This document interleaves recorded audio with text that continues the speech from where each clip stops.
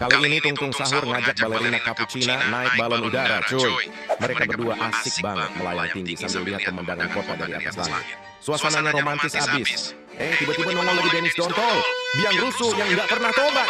Tanpa mikir panjang dia bawa kipas raksasa buat ngecawin arah balon, cuy. Alhasil balon mereka muter-muter nggak jelas sampai bikin panik.